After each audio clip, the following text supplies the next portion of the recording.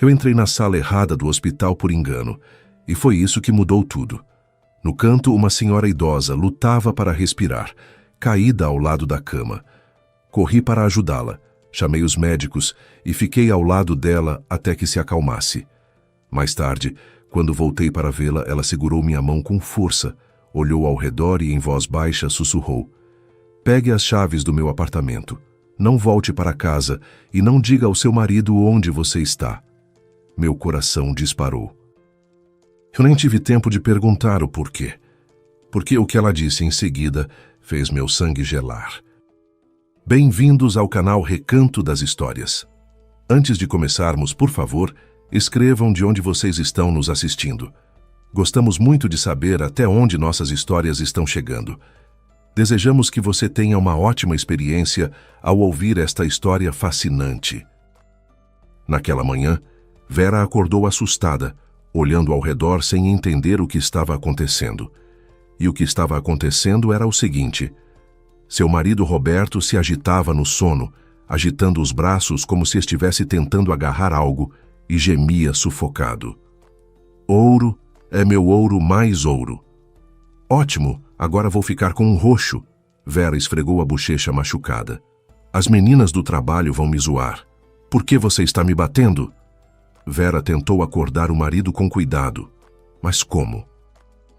Ele remava tão animadamente com os braços e chutava tanto que era perigoso se aproximar. Enquanto a esposa buscava uma forma de chegar até Roberto, ele estava imerso num sonho feliz, no qual enchia baús com pilhas de moedas de ouro e pepitas. Montanhas de ouro brilhavam no deserto, aquecidas pelo sol escaldante. E no meio dos tesouros havia uma esfinge que o chamava com uma voz assustadora: "Você tem 5 minutos para encher os baús de ouro. O que conseguir pegar é seu." E Roberto conseguia. Ele trabalhava com todas as suas forças, enchendo um baú enorme com o ouro escaldante com as próprias mãos, olhando de vez em quando para a grande ampulheta que ficava ao lado da esfinge. Estava com uma sede terrível, a garganta seca de tanto esforço, mas era preciso continuar pegando o ouro. "Se ao menos eu tivesse uma pá aqui", pensou Roberto com pesar, e todo suado passou a remover o ouro ainda mais rápido.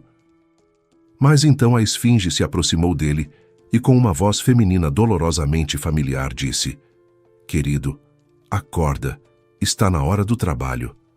"Não quero ir ao escritório", respondeu Roberto magoado. "Agora eu tenho ouro e ainda sobram 2 minutos. Isso não é justo." "Então o que você quer?" "Água", gritou Roberto, e sua voz ficou rouca. Mas se era água que queria, água ele teria. Roberto pulou da cama com um grito desesperado, tateando o rosto e o pijama molhados, ainda meio dormindo.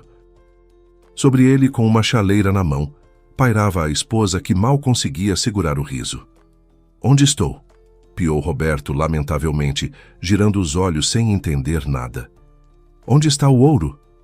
"Beba menos", riu Vera, bagunçando os cabelos molhados do marido. "Quase me deu um olho roxo. O que vocês fizeram naquela recepção de negócios? Nadaram numa piscina de cachaça? Você estava destruído ontem. Não me dê conselhos, e sim, me faça um café forte", murmurou Roberto, segurando a cabeça. "Já fiz." "Tome, vai ser mais fácil assim." E Vera entregou ao marido um copo d'água com um comprimido efervescente para a ressaca.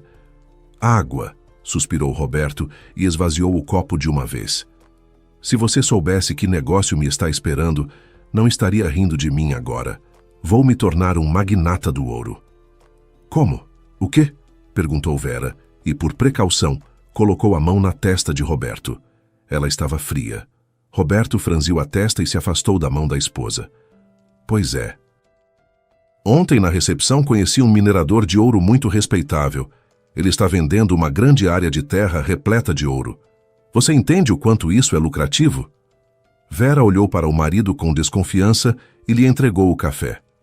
"Se é tão lucrativo, por que ele não fica com a área?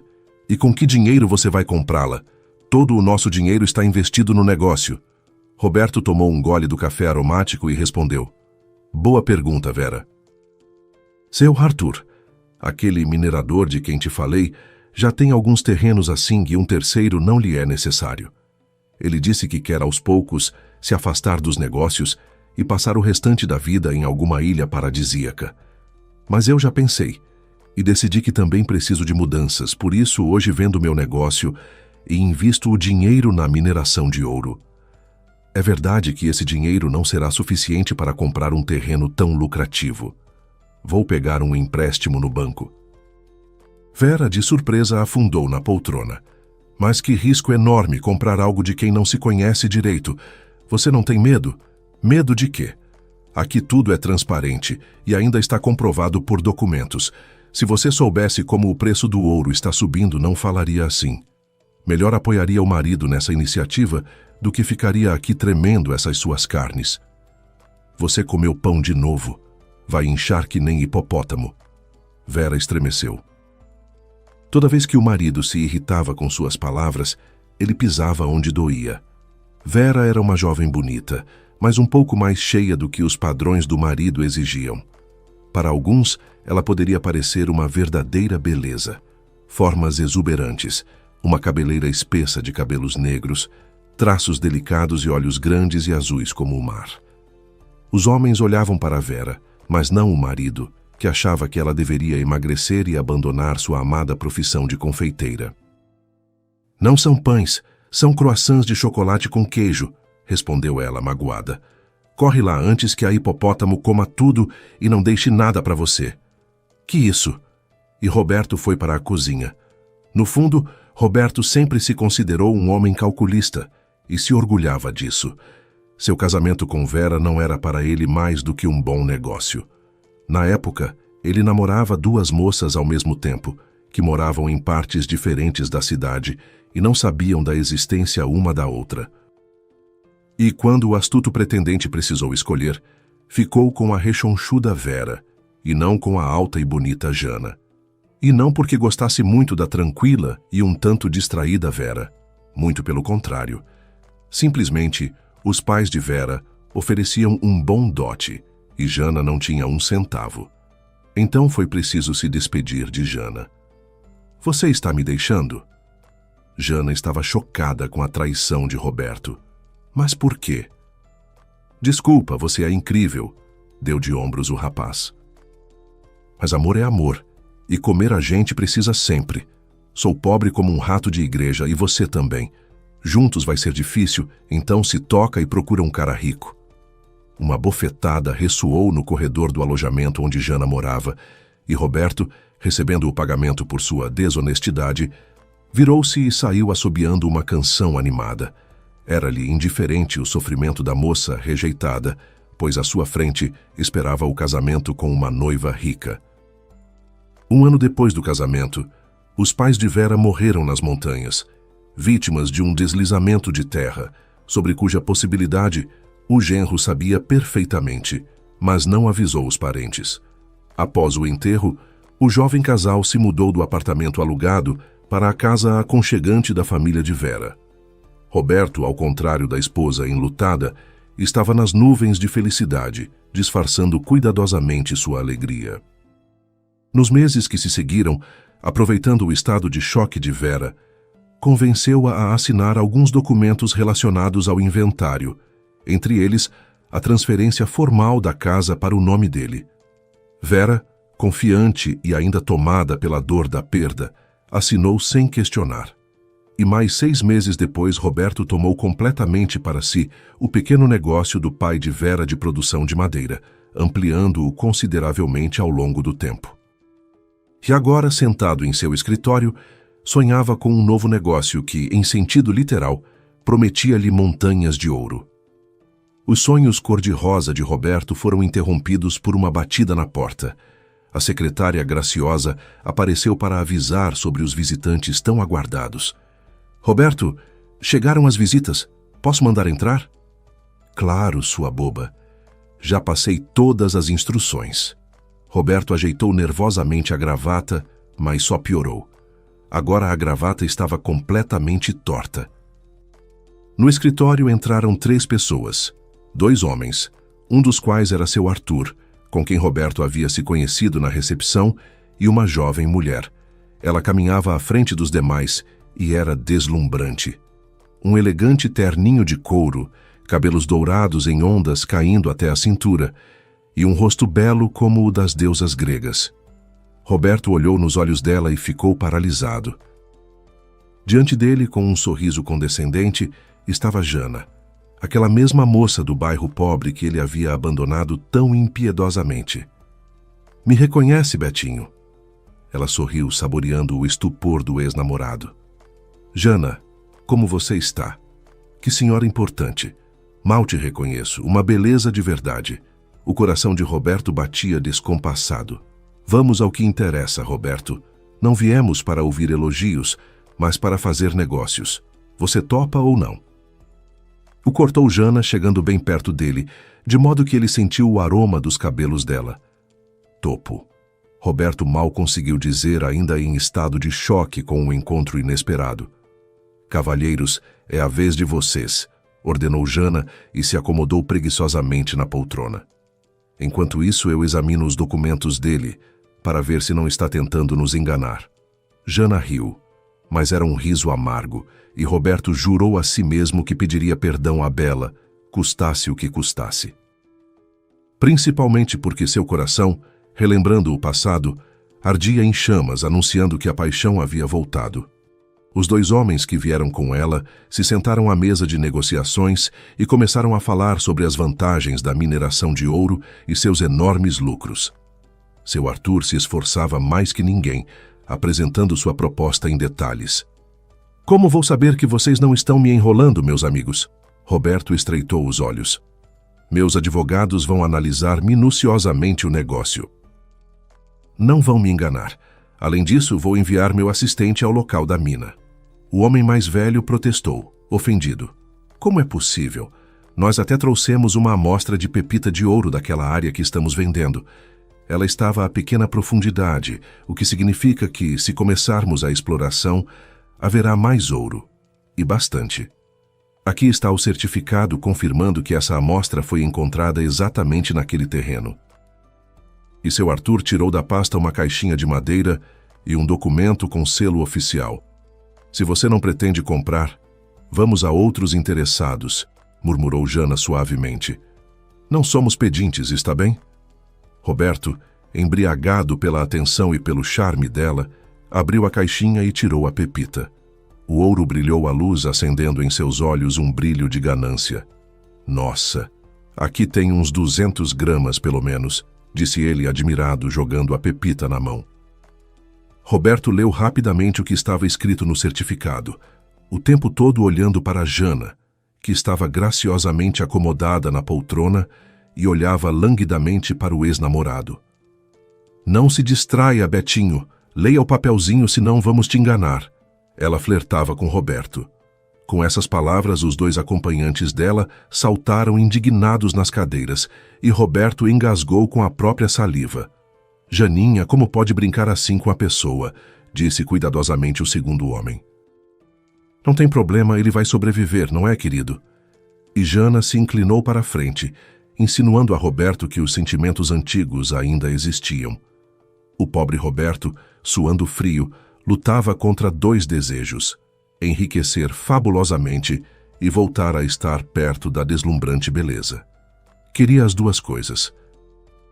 E por isso, percebendo que a compra de um negócio lucrativo o tornaria atraente aos olhos de Jana, assinou sem ler o contrato de compra do terreno junto com as minas adjacentes que o antigo dono vendia por um preço baixo. Naquelas minas quase não havia mais ouro, mas havia equipamentos que valiam muito dinheiro. Vocês ainda economizam bem com isso, seu espertinho, brincava o agora ex-dono dos terrenos e minas. Quando comemoravam o negócio no restaurante, Jana estava sentada ao lado de Roberto, o que lhe dava arrepios. Depois do jantar, Roberto, já bastante alcoolizado, abraçava os parceiros do negócio como velhos amigos. Quando se despediram, Jana pegou Roberto pela mão e, olhando nos olhos dele, perguntou suavemente: "Que tal ficar comigo?" "Mas eu sou casado", murmurou Roberto, no fundo feliz com a proposta. "Com aquela gorda ainda." Jana gargalhou e o beijou. Roberto acenou com a cabeça, culpado, e abraçou a velha amiga. Vamos para as ilhas, exclamou Jana. Você tem passaporte com você? Para quê? Moramos numa área turística, o mar é aqui do lado. Ah, é? Jana pôs as mãos na cintura e franziu os olhos. A aliança te prende ao chão. Cortaram suas asas, meu falcão. Então fica. E ela se virou para ir embora para sempre. Deslumbrante e audaciosa, o oposto completo da esposa de Roberto. Espera, posso ir por uns 2 dias. Vou dizer que é uma viagem urgente, por causa do novo negócio. Roberto ficou parado, olhando pesarosamente nos olhos de Jana. Tudo bem, então compra a passagem e nos encontramos no aeroporto. Riu Jana e foi embora, deixando Roberto numa doce antecipação do reencontro. Ele não lembrava como chegou em casa. Caiu na cama com sapatos e tudo, e adormeceu.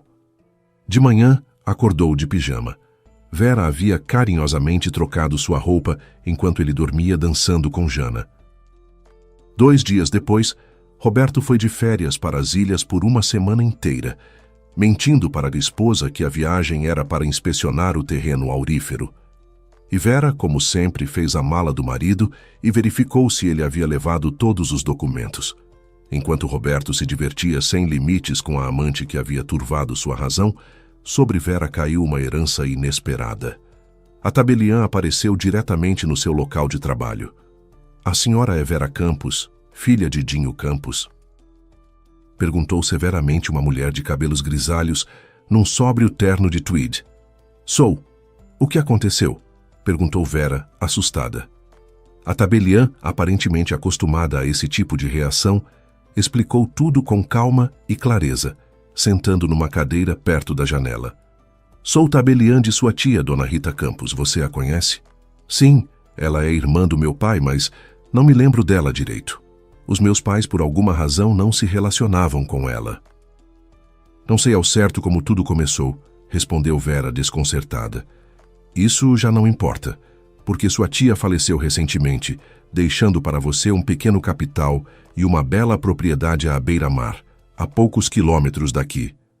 Mas por que para mim? Vera estava em choque. Que pena da tia, e eu nem sabia que ela havia morrido. A tabeliã estendeu os documentos. Assine e entre na posse da herança. Acho que esta carta responderá à sua pergunta. A tabeliã lhe entregou os documentos para assinar e um envelope com a carta da tia. Vera assinou os documentos que atestavam que a bela propriedade agora lhe pertencia. Quando a tabeliã foi embora, Vera, ainda sem acreditar no que estava acontecendo, abriu o envelope com mãos trêmulas. Nele havia uma carta e uma foto antiga em preto e branco. E quem é esse? Parece muito comigo. Vera examinou curiosamente a fotografia. Nela estavam registrados um menino e uma menina de uns 10 anos, parados no alto de uma colina. Foram fotografados num momento em que, rindo, jogaram os chapéus para o alto, e atrás deles estava o mar. O menino Vera reconheceu imediatamente. Era seu pai. E a menina era sua cópia exata, só as trancinhas eram mais curtas. No verso da fotografia havia uma inscrição à tinta. Dinho e Ritinha se divertindo. De repente, o coração de Vera apertou de dor. Ela se lembrou do pai, tão bondoso e alegre que havia deixado esse mundo tão cedo. Ela pressionou a foto querida ao peito e sussurrou. Pai, eu te amo tanto. Sinto tanta falta de vocês, de você e da mamãe. As lágrimas começaram a surgir nos olhos e Vera precisou beber água para se acalmar de alguma forma. Ela desdobrou a folha e começou a ler. Querida sobrinha, perdoe-me por ter me lembrado de você de uma forma tão triste. É que a autora desta carta é uma grande covarde e orgulhosa de proporções universais, que tinha medo de dar o primeiro passo. Quando seu pai, meu irmão, morreu, percebi que bobagem havia cometido ao não participar da vida de vocês. E agora, no leito de morte, me arrependo de apenas uma coisa: ter perdido um tempo feliz ao lado de pessoas queridas. Você provavelmente nem se lembra de mim, pois da última vez que te vi, você tinha 2 anos, e depois seu pai e eu paramos de nos falar. E tudo por causa da minha ganância. Não dividimos a herança de nossa mãe, em cuja honra você foi nomeada. Eu me apoderei desonestamente da parte que cabia ao seu pai, incluindo um terreno que valia muito. Construí uma casa linda à beira-mar, mas isso não me trouxe felicidade. Fiquei sozinha até o fim. Por isso, tudo o que tenho te deixo, Verinha. Espero que seu pai me perdoe quando nos encontrarmos no céu e que eu possa olhá-lo nos olhos sem vergonha. Viva feliz, minha querida, e não permita que ninguém te magoe. Sua tia Rita. Vera não conseguiu mais conter as lágrimas. Ela chorava, com o rosto enterrado na folha de papel. Verinha, você está bem? A colega e amiga Aline abriu a porta do escritório. Não, minha tia morreu e eu nem me despedi dela, respondeu Vera entre soluços. Descobri agora que ela morava perto de mim. Precisava da minha ajuda, e eu não sabia de nada. Aline abraçou a amiga pelos ombros e de repente também começou a chorar. Por que você está chorando? Perguntou Vera soluçando. Estou com pena de você. E assim elas choraram, abraçadas, até que o chefe do departamento de confeitaria, que havia entrado no escritório, não as mandou para casa. Ele não suportava lágrimas femininas. Duas amigas de olhos inchados e narizes vermelhos iam de táxi para a casa de Vera, quando Aline, batendo palmas, disse: Verinha, que tal a gente ir ver a sua casa à beira-mar agora, por que não? Agora? Vera se surpreendeu. Por que esperar? Vamos. Aline bateu levemente no ombro do taxista e pediu: Senhor, o senhor pode dar meia volta? Agora vamos para outro lado. O taxista, que já nada o surpreendia, assobiou e animadamente respondeu: A seu dispor, senhoritas. Oba, vamos lá. Exclamaram as amigas em coro e riram, e o taxista pensou: mulheres. Faltava pouco para chegar à propriedade quando a estrada se bifurcou. E agora por onde? Perguntou o taxista. Para onde vou? Direita ou esquerda? Não tem placa nenhuma. Vai pela direita e fica rico, vai pela esquerda e casa, soltou a brincalhona Aline. O taxista não entendeu a piada e ficou bravo. Olha, senhoritas, não tenho intenção de ficar aqui adivinhando com vocês. Paguem a corrida e desçam. Meu carro não sai mais do lugar. Façam o que quiserem aí. Fiquem ricas, casem. Não é da minha conta. Preciso ir para casa, minha esposa está esperando para o jantar. Vera pagou o taxista e as amigas saíram do carro. O que fazemos? Perguntou Aline baixinho, se arrependendo da língua comprida. Vamos de pé, tontinha, com o sol brilhando, respondeu Vera. Como assim a pé? Espantou-se Aline. Exatamente assim, riu Vera. Então vamos perguntar para alguém, sugeriu Aline. Olha, tem um velhinho vindo ali, provavelmente é daqui. Vamos perguntar para ele tudo o que precisamos. O velhinho era um senhor bastante agradável, que foi o primeiro a falar com elas, parando a bicicleta velha ao lado das moças. Boa tarde, senhoritas. De onde vocês são, tão bonitas assim? Perguntou ele, descendo da bicicleta e tirando o chapéu. Olá, senhor, cumprimentou Vera. Estou procurando a casa da minha tia Rita. Ela passou para mim por herança. O senhor pode nos indicar o caminho? O velhinho parou e assobiou, cravando um olhar investigativo no rosto da moça. Então é você, Vera, a sobrinha da patroa. Veja só que bela moça. Prazer em conhecê-la. Sou seu Zé das Flores. Trabalhava para sua falecida tia. Cuidava da propriedade, da casa e do jardim. Tem trabalho de sobra e tudo precisa de atenção. A patroa, alma bondosa, antes de morrer me pagou 1 ano adiantado, para que eu pudesse entregar tudo a você em perfeitas condições. Se não se importar com esse velho, posso continuar cuidando da propriedade. Claro, ficarei muito feliz. No impulso, Vera abraçou o velhinho. Ele abriu um sorriso satisfeito e disse: Então, vá pela esquerda, fica pertinho. Já vou na frente, abrir o portão e pôr a chaleira no fogo. Sua tia tinha uma coleção de chás. Eu tenho salgadinhos comigo. Minha esposa me mandou para eu ficar mais animado. Vou oferecer a vocês. Obrigada, seu Zé. Gritou Aline para ele enquanto se afastava e virou o rosto para a brisa do mar. Como é bom aqui!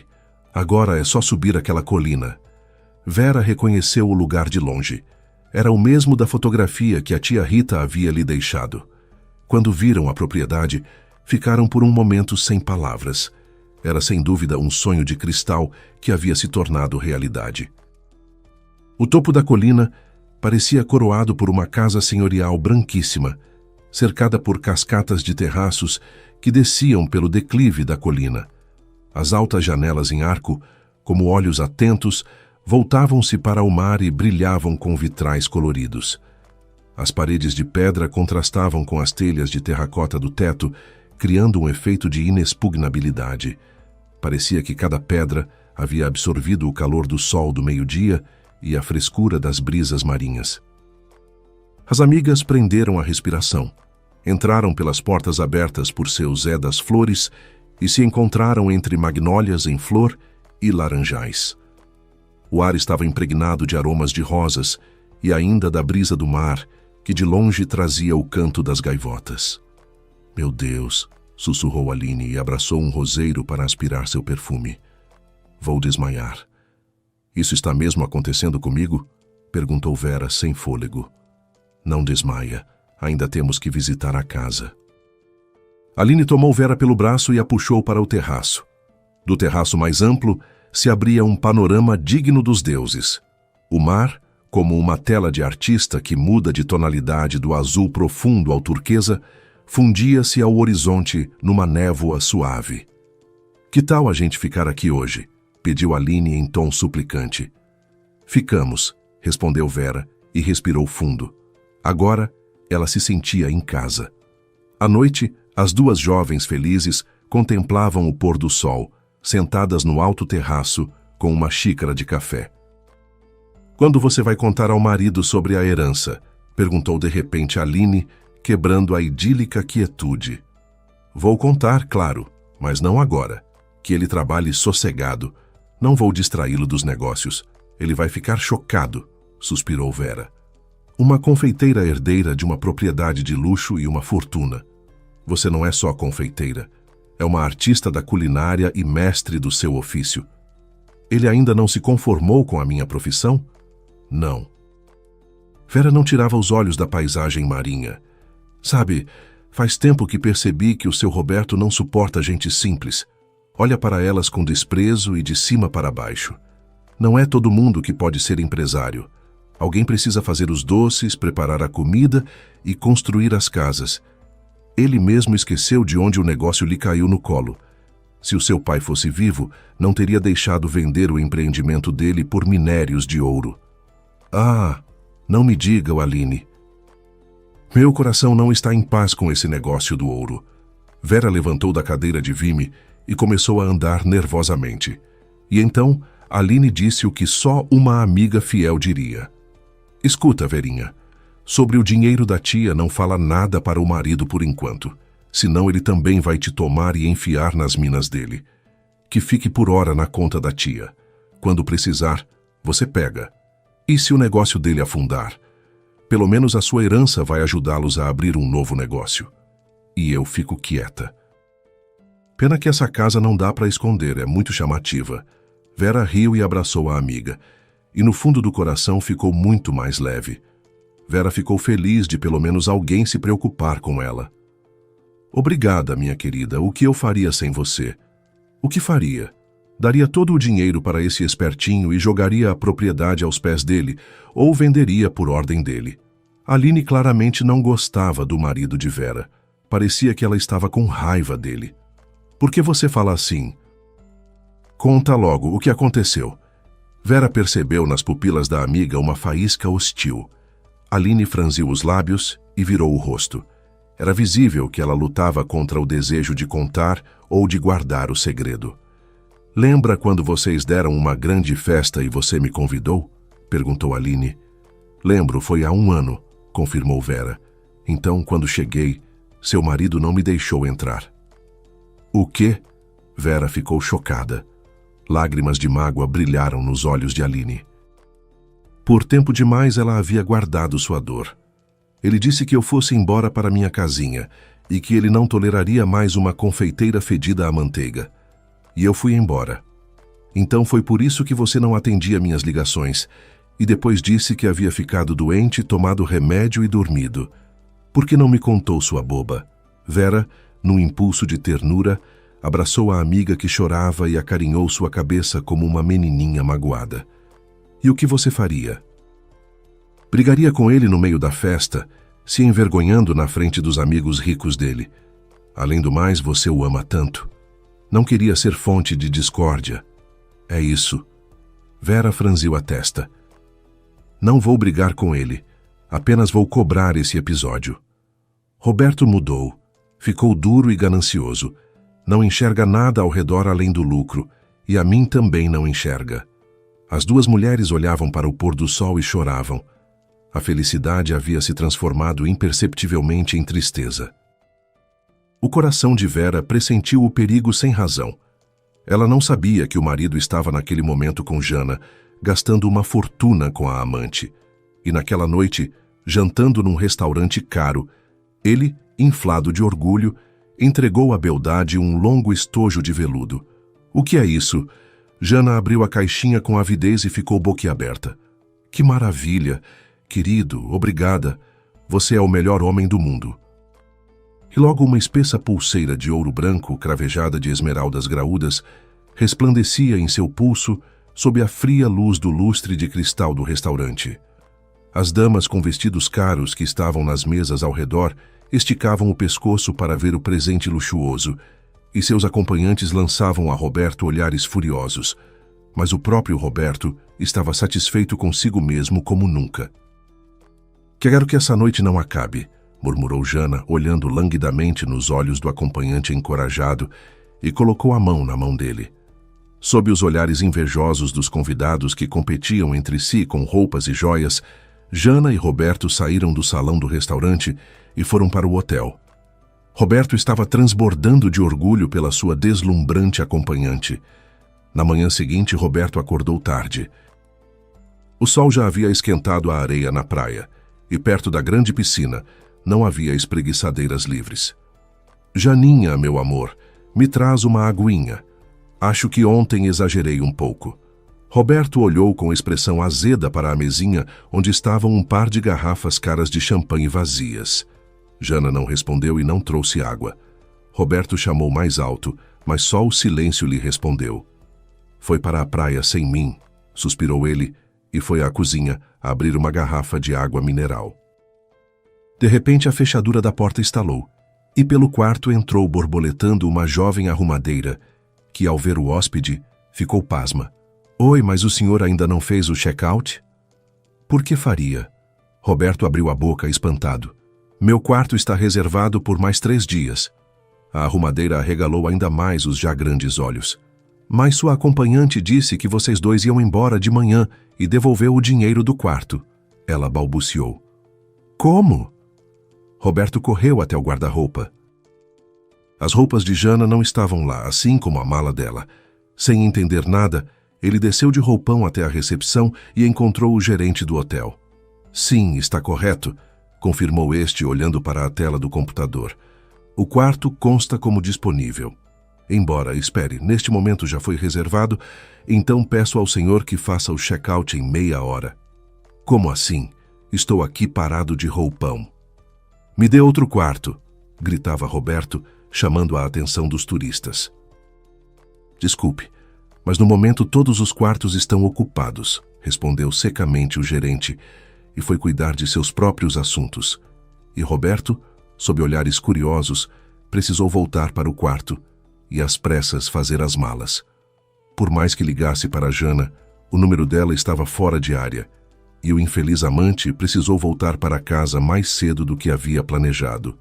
Em casa, Roberto encontrou 2 notícias, uma boa e uma ruim. A boa era que agora ele poderia descansar na bela propriedade da esposa à beira-mar. A ruim o pegou desprevenido. Como assim não tem ouro no terreno? Onde foi parar? O que você está dizendo? Ele berrava histérico, quando seu assistente apareceu tarde da noite para lhe dar um relatório da viagem.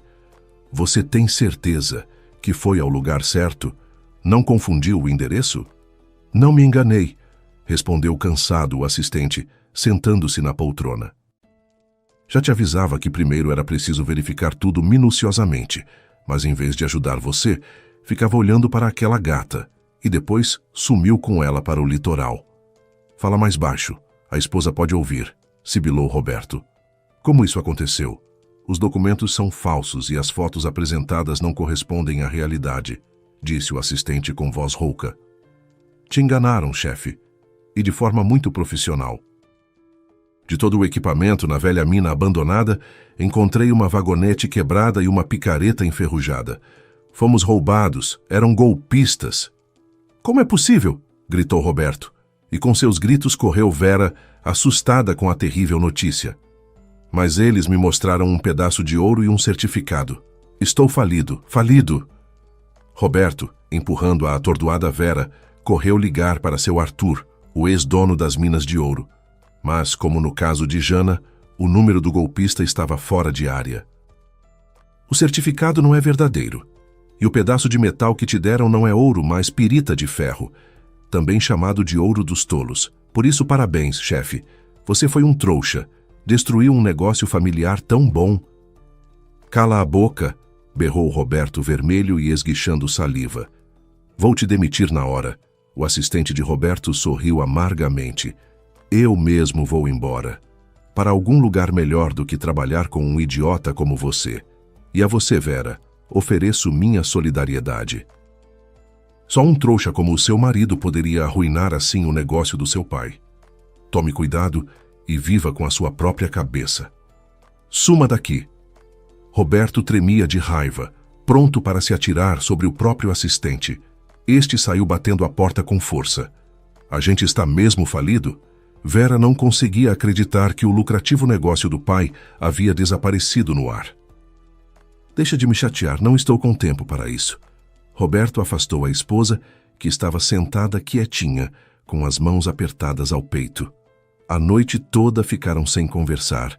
Vera tentava chegar até o marido, mas ele só resmungava e esvaziava uma garrafa após a outra, relendo uma e outra vez a mensagem de Jana, que ela havia mandado 1 hora depois da saída do assistente. Essa mensagem derrubou Roberto.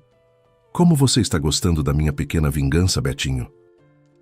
É bom ser abandonado e enganado por quem você confiava. É uma lição para você. Não maltrate mulheres, sai mais caro. Não me procure, já saí do país há tempos. E lembre-se, nem tudo que reluz é ouro. A propósito, a sua pulseira era de péssima qualidade. Já vi melhor. Chega de beber? Vera entrou no quarto. Me dói que as coisas acabaram assim, mas a vida continua. Ela queria contar sobre o dinheiro que a tia havia deixado, mas não teve tempo, pois o marido não a deixou terminar. Ele simplesmente despejou sobre ela todo o ódio e raiva acumulados no coração, culpando-a por todos os males. Vai embora daqui, vai para a cozinha, é lá o seu lugar. Não entende de negócios, então pelo menos fica quieta. Além de ter vendido o negócio para golpistas, ainda peguei uma fortuna emprestada de agiotas. Você sabe que a casa está no meu nome, e eu a usei como garantia do empréstimo. Eles logo virão tomá-la, pois não tenho como pagar. Vera ficou com as pernas bambas ao ouvir isso. Ela se encostou na parede para não cair. Como vão tomar a casa?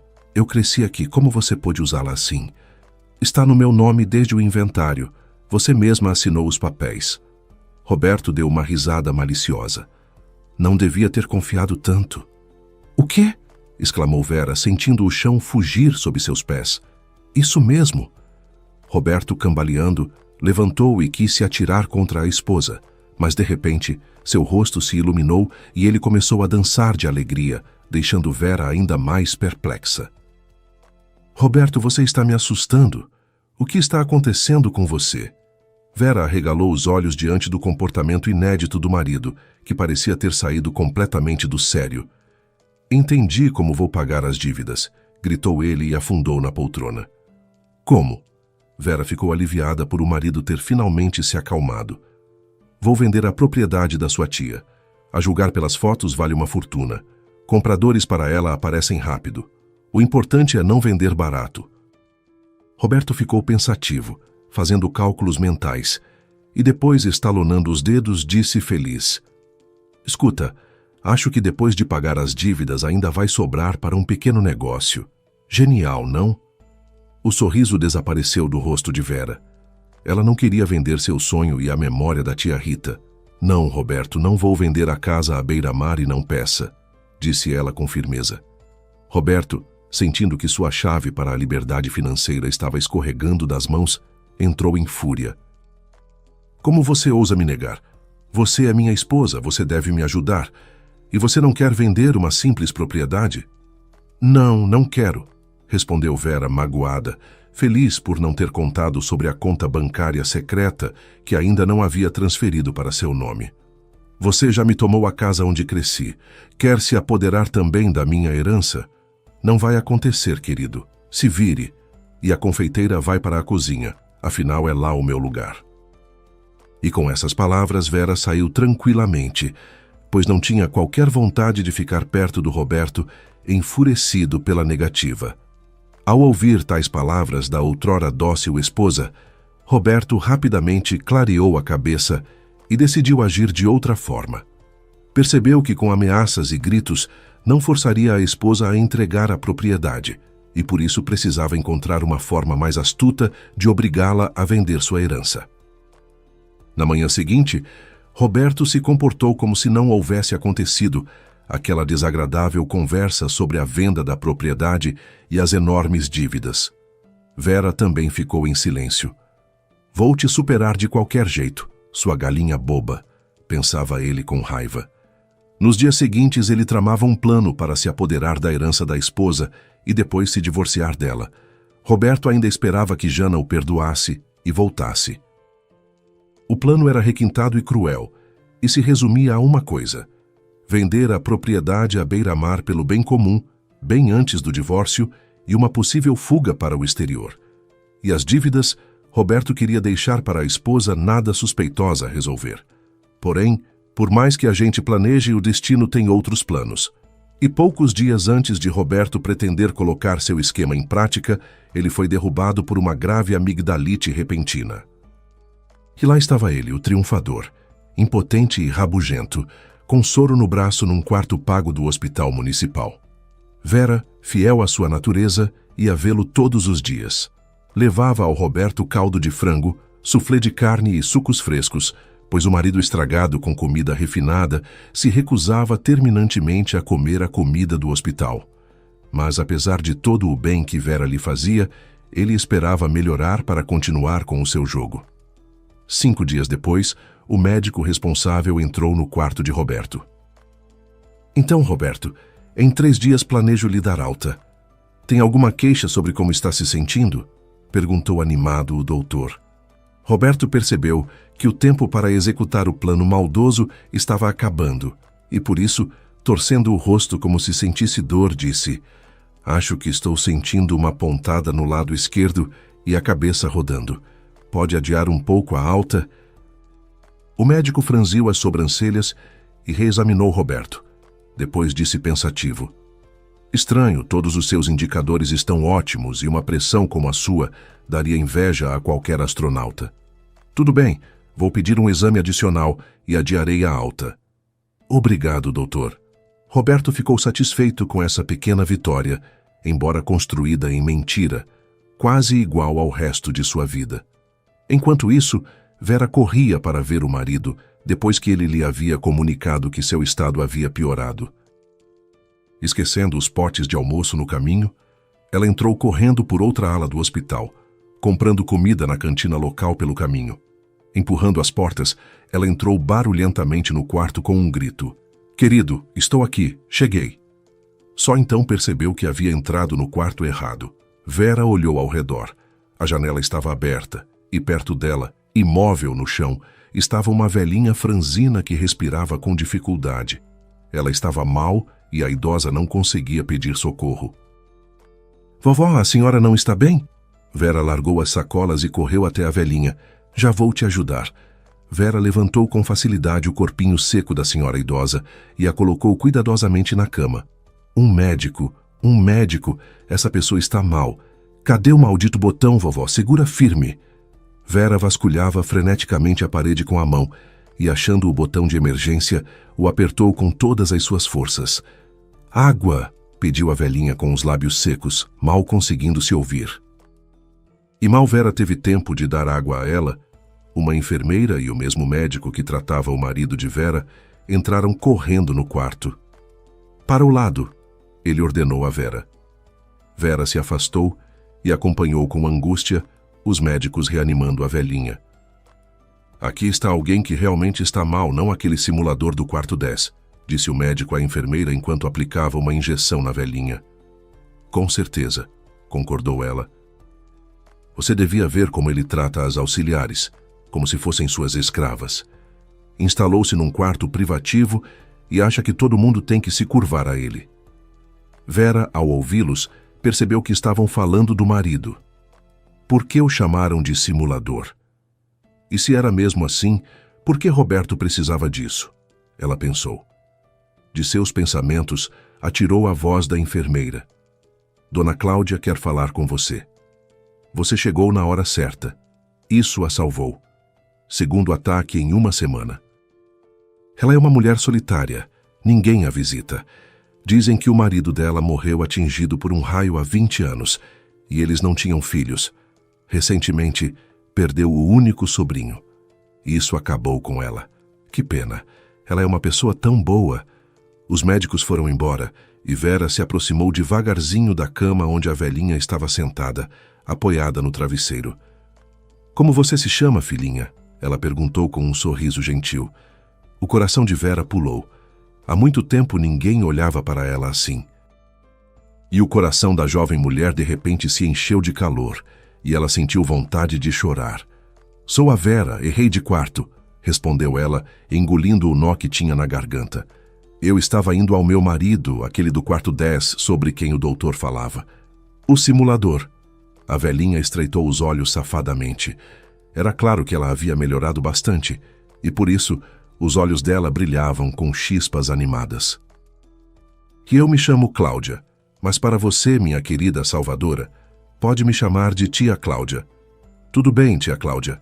Vera se sentou ao lado da nova conhecida e lhe segurou a mão. "Posso te visitar? Quer um caldo caseiro? Vou fazer e te trazer à noite. Mas a noite vai ser tarde, e a essa hora a visita já terá terminado."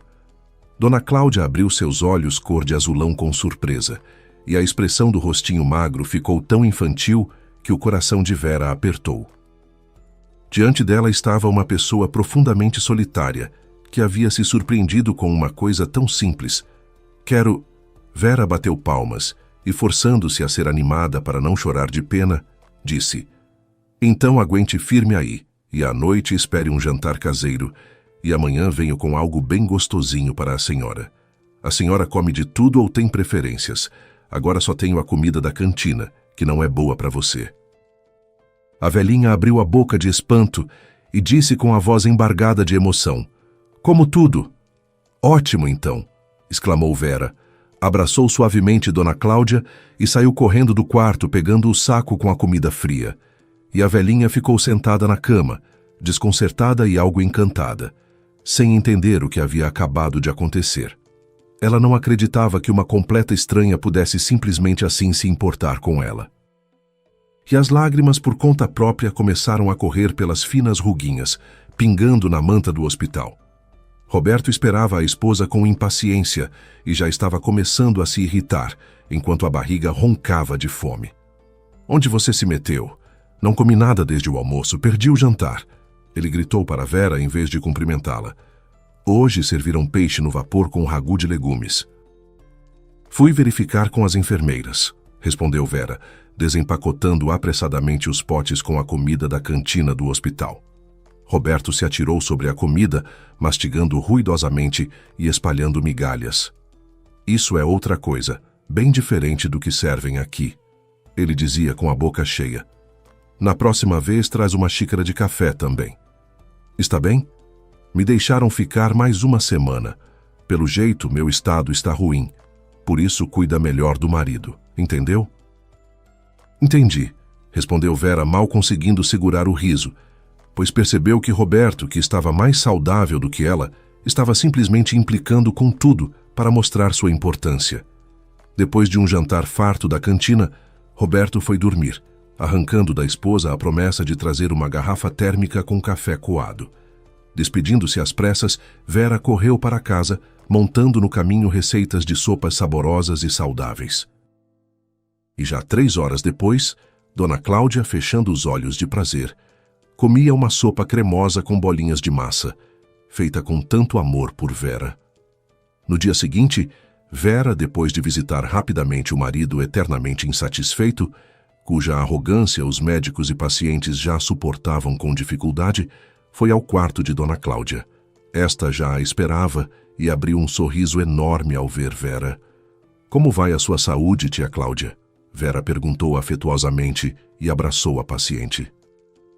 A velhinha estremeceu ao ouvir essas palavras e respondeu feliz: "Bem, filhinha, graças a você apareceram forças para viver e a sua sopa faz milagres.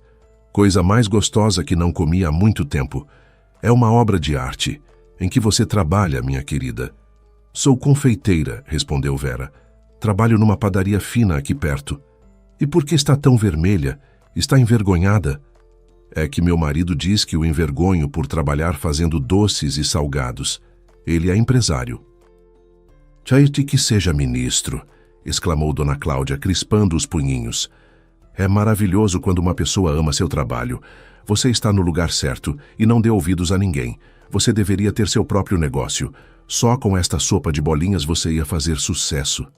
"Será que trouxe comida de novo para mim?" Vera acenou com a cabeça alegremente e Dona Cláudia aplaudiu. "Come comigo. Vamos bater um papo", propôs a velhinha. E Vera, embora não estivesse com fome, não teve coragem de recusar, comendo um pouquinho junto com a nova amiga. Elas riram muito, conversaram, contando sobre suas vidas, choraram lamentando uma pela outra, depois riram de novo. Em suma, se comportaram como se conhecessem há 100 anos. "O horário de visitas terminou", disse a mesma enfermeira que havia contado a Vera sobre a difícil vida da velhinha, aparecendo à porta. "Se é só mais 5 minutinhos, minha filha", pediu Dona Cláudia com uma vozinha infantil lamentosa. "Tudo bem", sorriu a enfermeira e fechou a porta. Assim ficaram sentadas por mais 1 hora inteira. Saindo, Vera prometeu que se encontrariam de novo com certeza, e a velhinha pareceu florescer, como se houvesse reencontrado um sentido para a vida. Naquela noite, Vera dormiu como um bebê, feliz por ter encontrado uma alma afim. E Dona Cláudia, ao contrário da jovem amiga, que já havia incluído no rol das netas, não conseguia pregar o olho. Ela remoía na cabeça as frases soltas por Vera, que mostravam que sua vida com Roberto era infeliz e unilateral. A mulher sábia entendia que o marido não amava Vera, mas simplesmente a usava para facilitar a própria vida, e Vera não percebia isso. Só de madrugada, quando o dia começava a raiar pela janela, Dona Cláudia conseguiu dormir, tomando a firme decisão de conversar com o marido da amiga para de alguma forma explicar-lhe que em suas mãos havia um tesouro de verdade. Roberto tampouco dormia, procurando formas de pressionar a esposa a vender a propriedade logo. E aí lhe veio à mente um nome que fez Roberto estremecer e torcer o nariz. A pessoa de quem se lembrou se chamava Fábio, apelidado de Chacal. Era um velho conhecido de negócios obscuros no início da complicada carreira de Roberto. Ninguém sabia que os 2 amigos haviam acumulado seu primeiro capital de forma desonesta. "Chacal, você me reconhece?" Roberto logo discou o número do velho conhecido. "Quanto tempo, Roberto? Uma voz chata dessas não se esquece." Gargalhou rouco o Chacal. "Aqui é o Fábio. Por que está ligando?" "Certo, Fábio. Tem como ganhar dinheiro?" respondeu Roberto e explicou como encontrá-lo. Depois de uma curta conversa, Roberto desligou o telefone e respirou aliviado. Agora não havia mais volta, pois o Chacal havia entrado em cena, e esse tipo não perdia o que era seu. Depois do almoço, Dona Cláudia, sob os aplausos das enfermeiras, apoiada na bengala, foi ao quarto do marido de Vera. Mas mal colocou a mão na maçaneta, ouviu vozes masculinas e parou, sem se decidir a entrar. "Agora você sabe o que tem que fazer. Minha boba de esposa não pode desconfiar de nada. Dona Cláudia parou apavorada diante da porta. Percebeu que a voz estridente e levemente fanhosa pertencia ao marido de Vera. Mas quem é o segundo? Tá, entendi, respondeu sarcástico uma segunda voz, rouca e grosseira. Vou assustar a sua patroa, dizer que ela tem que pagar as dívidas do marido, e para maior convencimento, vou deixar uns roxos. Faz o que quiser, só que ela venda a propriedade, e depois me divorcio dela imediatamente. Estou cansado da Vera. Ela me incomoda mais do que mostarda depois do almoço, respondeu impaciente Roberto. E você, Chacalzinho, não esqueça que a sua parte é 1/10 do valor da venda. Não esqueço, nem sonhe, sorriu o segundo. Hoje à noite mesmo aperto o pescoço da peixinha. Espera minhas boas notícias em 2 horas, amigão. Dona Cláudia, de onde vieram as forças, se afastou da porta como se estivesse escaldada, quase derrubando uma auxiliar. E nesse momento, o Chacal saiu do quarto. Era um homem de aparência assustadora, alto e careca, com olhar duro e maxilar pesado, parecendo um bandido dos anos 90. Ele, com passo elástico, balançando as chaves na mão, foi rapidamente em direção à saída do andar, cuspindo com força numa lixeira pelo caminho. Meu Deus, que horror! Preciso avisar a Vera com urgência, pensou freneticamente a velhinha e deu passinhos miúdos e rápidos rumo ao seu quarto, esquecendo a bengala encostada na parede. A ligação de Dona Cláudia surpreendeu Vera. Ela pedia em prantos que Vera fosse até ela, e quanto antes melhor. Pedindo para Aline a substituir, Vera correu para o hospital. Quando entrou no quarto da velhinha, ela perguntou: "Não vieram te seguindo?" "Como assim?" Vera riu. "Ninguém estava te seguindo?" exclamou Dona Cláudia e, num instante, fechou a porta atrás dela, pedindo com gestos que falasse mais baixo. Vera ficou seriamente assustada, pensando consigo mesma que a velhinha havia perdido o juízo. Mas como ela se arrependeu depois, quando soube a verdade sobre o marido? Como ele pôde mandar um bandido atrás de mim, depois me esfolar e se divorciar logo em seguida? A raiva transbordava dentro de Vera. "Quietinha, querida." Dona Cláudia tentava acalmá-la. "Já pensei em tudo e tenho um plano. Tenho alguns bons conhecidos. Eles vão ajudar. Vamos enganar o seu marido." "Você ainda não sabe muita coisa sobre mim, minha menina. Não pegaram a vovó certa. E para começar, pega as chaves do meu apartamento. Não vai para casa e não diga ao marido onde você está morando." Vera ficou em silêncio e olhou espantada para a velhinha. Esta ficou de pé com um ar de total determinação. Quando a velhinha lhe contou seu plano, Vera sorriu. "Nossa, tia Cláudia, que figura!" "É isso mesmo." Com as mãos na cintura e rindo, a velhinha respondeu. Era visível que a situação a havia revigorado e lhe dado forças. Naquele dia e no seguinte, Vera não foi visitar o marido e não atendia às ligações dele. Ela, como havia combinado com Dona Cláudia, apareceu para Roberto com cara triste e às suas reclamações disse diretamente: "Roberto, não quero que você fique bravo comigo e me considere egoísta. Vendi a propriedade para uma fundação e o dinheiro já está na minha conta. Se você soubesse como não queria fazer isso, mas é tudo por você, meu querido." E Vera, para maior convencimento, derramou uma lágrima. O sorriso predatório de um vencedor se espalhando pelo rosto de Roberto quase fez o jornal cair das mãos. Os olhos dele brilharam de cobiça. Como ele se parece com um predador. Como não vi o tipo de pessoa que esteve ao meu lado todos esses anos.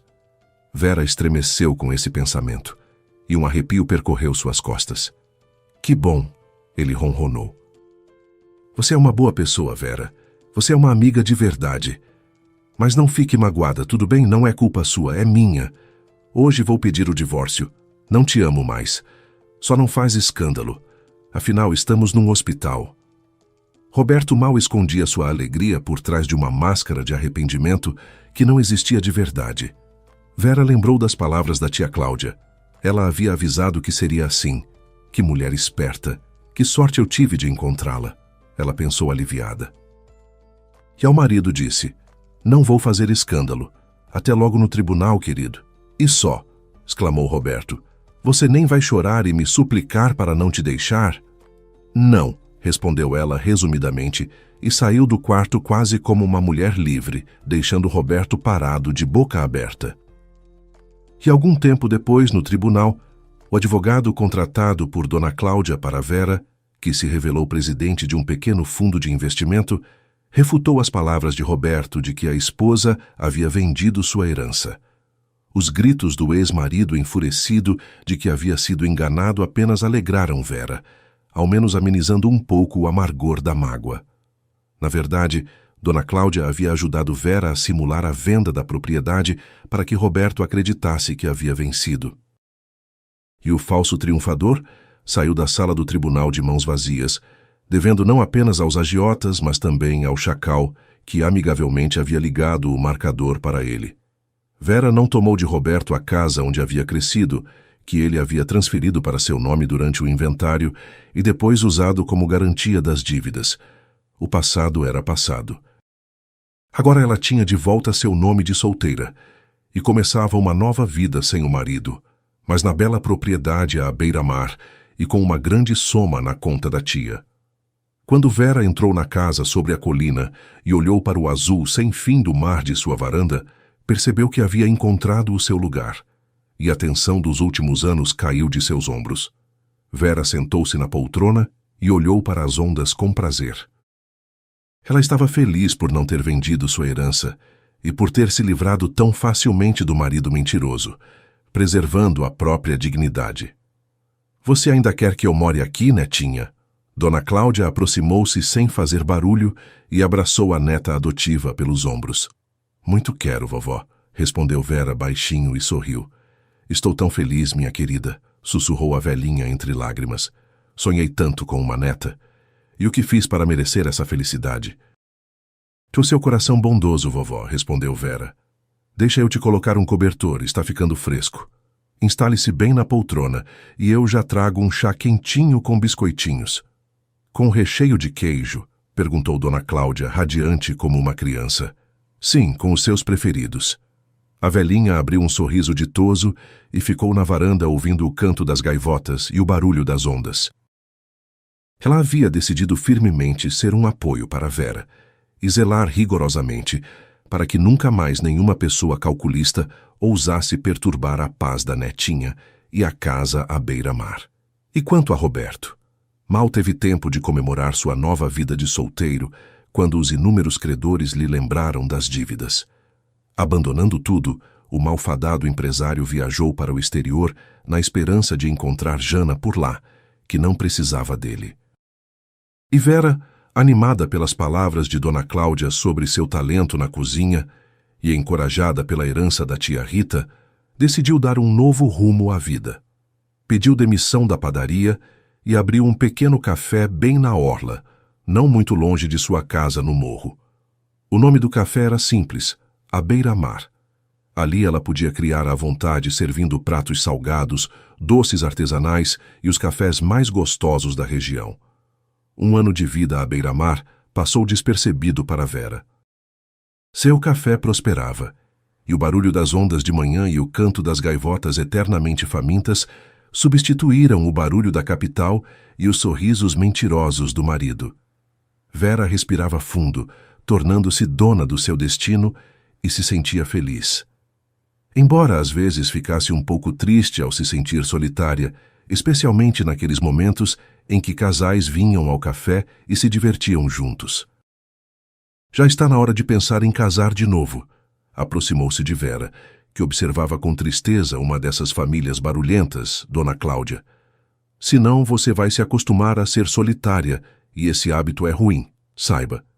Eu até ficaria feliz em casar, mas com quem? Não vejo nenhum pretendente no horizonte, suspirou Vera. E um segundo como Roberto, nem de graça. Com certeza, concordou Dona Cláudia. Bem, se aparecer um que não seja assim, eu aviso. Combinado, riu Vera. Ela adorava as tiradas afiadas de Dona Cláudia. À noite, no auge do movimento do café, quando Vera e sua ajudante não tinham nem um minuto livre, entrou no salão um homem alto de uns 40 anos, com o rosto bronzeado e curtido pelo vento e olhos azuis como o mar. Vera, com seu olhar treinado, logo percebeu que diante dela não havia nenhum turista, mas um verdadeiro marinheiro. Ele não parecia rico, mas se portava com dignidade. Seu olhar direto dizia que esse homem não fazia promessas em vão. Olhando para ele, Vera de repente se lembrou do capitão de um velho filme romântico. O homem se aproximou do balcão e olhou atentamente para Vera, o que fez ela inesperadamente corar. "Me serve, por favor, o café mais forte que você tiver", pediu o homem com uma voz tão agradável e aveludada que um arrepio percorreu as costas de Vera. "Quer ficar acordado a noite toda, capitão?" Ela resolveu brincar. "Como você sabe que sou capitão?" O homem ficou surpreso. "Apenas adivinhei", sorriu Vera, e suas bochechas coraram ainda mais. "Você está certa. Tenho um pequeno navio e sou o capitão dele. Está atracado na enseada ao lado, mas aconteceu uma coisa desagradável. Perdi a âncora." "Como assim perdeu?" Os olhos de Vera se arregalaram de espanto, e o homem sorriu. "De manhã houve uma tempestade e a âncora principal se perdeu. E agora preciso substituí-la. Estou quebrando a cabeça. Onde encontrar uma boa âncora? Hoje em dia não se acha assim. Meu iate, embora não seja novo, foi feito com capricho por velhos artesãos", suspirou o capitão. "Pode-se dizer que é minha única companheira na vida." Vera, de repente, sentiu uma estranha atração por esse homem simples e aparentemente tosco, o oposto completo do ex-marido intriguista. Ela quis ajudá-lo. "Aqui está o seu café e a torta de peixe chamada Mar por conta da casa. Eu mesma criei a receita. Muitos gostam. Experimente." O peixe ainda estava nadando de manhã. O homem mordeu a torta suculenta e aromática e fechou os olhos de prazer. "Você é uma mestra, que delícia. Quem tem você por esposa tem sorte." Vera desviou o olhar. "Houve um, mas estou divorciada." Ela respondeu baixinho. E então acrescentou para mudar de assunto. "Há muitos pescadores aqui. Eles vão te ajudar a encontrar uma âncora." O capitão parou de mastigar e olhou direto para Vera. "Honestamente, estou procurando não só uma âncora, mas também um lugar para aguardar o concerto." "Você não conhece alguém que pudesse me acolher?" Vera ficou sem ação, e Dona Cláudia, que havia ouvido toda a conversa e observava de longe, discretamente deu uma tossida, o que significava uma coisa. Agora ela vai intervir na conversa. "Meu querido capitão, como é o seu nome, se me permite perguntar?" A velhinha se manifestou. "Me chamo tia Cláudia, e minha neta é a Vera. E eu sou o Márcio. Prazer em conhecê-la." E Márcio beijou a mão de Vera. Esse gesto não passou despercebido pelo olhar atento da velhinha, assim como o fato de Vera estar toda vermelha e em silêncio, o que significava que ela estava encabulada. "Márcio, nós temos uma âncora", disse Dona Cláudia, lançando um olhar esperto para o capitão. "Antes ela servia para uma pequena barcaça. Acho que vai servir, e encontraremos um cantinho para você no quarto de hóspedes no quintal da nossa casa." "Verdade mesmo?" Os olhos de Márcio se voltaram para Dona Cláudia com um olhar de admiração. "Vovó, mas a gente tem uma âncora?" "Onde?" Vera ficou surpresa. "Temos, atrás do celeiro. Faz um bom tempo que está lá. O seu Zé das Flores quase mandou ao ferro velho, mas eu não deixei. Parece que o coração pressentia que ia ser útil." "Quanto a senhora quer?" perguntou Márcio. "Não precisa de dinheiro." A velhinha fez um gesto com a mão. "Em troca conserta o telhado do quarto de hóspedes, que o nosso Zé das Flores vive querendo subir, mas os anos já não são os mesmos." "Combinado", respondeu Márcio, e tranquilamente continuou comendo a torta, espiando Vera discretamente. 2 semanas depois, o telhado estava consertado, e a âncora estava no lugar. Até o celeiro, que há muito precisava de cuidados, foi colocado em ordem pelas mãos laboriosas de Márcio. Vera gostava de ver como ele trabalhava concentrado, acomodando habilmente novas prateleiras nas paredes do despenseiro ou trocando as tábuas podres das paredes do celeiro. E à noite, eles tomavam chá juntos, sentados à beira-mar, ouvindo as ondas, assistindo ao pôr do sol. Naqueles momentos falavam sobre suas vidas, partilhando a dor que ambos haviam vivido. Na última noite antes de partir, Márcio foi ao café de Vera. Terminei tudo e vou partir amanhã de manhã. Mas... Vera ficou parada, e o coração caiu no peito e ficou quieto. Gostaria de ficar para que você me ensinasse a fazer esse café forte. Márcio hesitou. Sonhei encontrar um lugar onde encontraria paz e felicidade para jogar minha âncora para sempre, entende? E você encontrou esse lugar? Sim. Então fique. E depois ficaram em silêncio, pois se entenderam sem palavras. Márcio tomou a cafeteira das mãos cansadas de Vera e foi fazer o café, tão forte quanto seus sentimentos por ela. Naquela noite, eles estavam sentados juntos mais uma vez depois do fechamento do café e ouviam as ondas batendo na praia. Entendiam que a aproximação deles havia sido não planejada. Simplesmente, seus corações de repente passaram a bater no mesmo ritmo e as almas se reconheceram como parentes. Pois os que um dia sobreviveram a uma grande tempestade sempre buscam um porto seguro. E aquele porto havia sido encontrado bem no meio de um pequeno café à beira-mar.